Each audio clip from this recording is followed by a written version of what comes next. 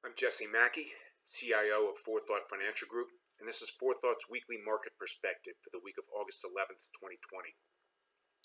It's possible that the S&P 500 index of U.S. large-cap stocks will achieve a new record level in the coming days, or even as early as today, given its very close proximity to the threshold. But it's not necessarily a foregone conclusion in the short term. The most recent low point for the S&P 500 following its dive into a bear market was on March 23rd, at which point it had dropped more than 34% from the record bull market peak achieved on February 19th. After an initial very rapid rebound, more recently, it has tentatively pushed back into positive territory for the year-to-date in 2020, but it still sat just 0.97% below its record peak as of the close of business yesterday on August 10th. The recovery rally in large caps has been driven primarily by multinational growth and technology company stocks. But this strength in a narrow segment of the stock markets masks much broader weakness. The recovery in other large cap sectors and in U.S. small and mid cap stocks has been far less impressive and is still far from complete.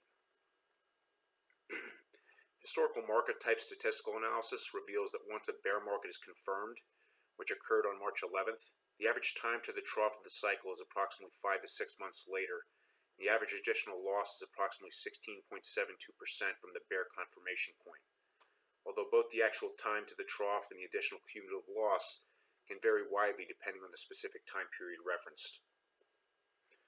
For long-term investors, this window has historically proven a very opportune time to deploy any excess cash accumulated in bank checking and savings accounts that's not needed for short-term expenses or savings goals, or to supplement household living expenses in the event of a temporary loss of earned income. Given the already elapsed time since confirmation of the most recent bear market, investors that want to attempt to take advantage of the still present but rapidly narrowing discount in stock prices should consider deploying 100% of the remaining residual cash intended for this purpose now, assuming that you've been dollar cost averaging into the market over the last several months, as we've suggested previously. Long-term investors should speak to their advisors regarding whether and how to implement this based on their particular financial situation. From a probabilistic analysis perspective, stock types range from near fair value, such as with mid-cap stocks, to moderately overvalued, in the case of large-cap growth stocks. Bond types also range from near fair value, in the case of emerging markets bonds, to moderately overvalued, in the case of long-term U.S. Treasury bonds. Against this backdrop, the outlook for stocks is now slightly positive in the intermediate term, based on the overall aggregate of our historical market type data analysis and quantitative probabilistic analysis. U.S. aggregate bonds and Treasury inflation-protected securities are the best performers so far in 2020, while U.S. small-cap stocks show the worst year-to-date performance.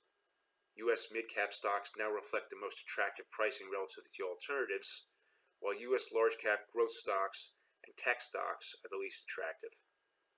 With regards to allocations amongst investment methods, we're now allowing overweight allocations to strategic asset allocation and underweights to liability-driven investing, selective concentrated investing, and opportunistic investing.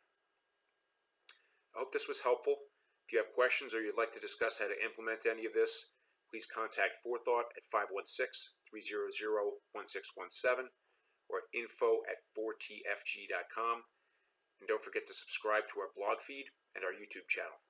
Thanks for watching, and see you next week.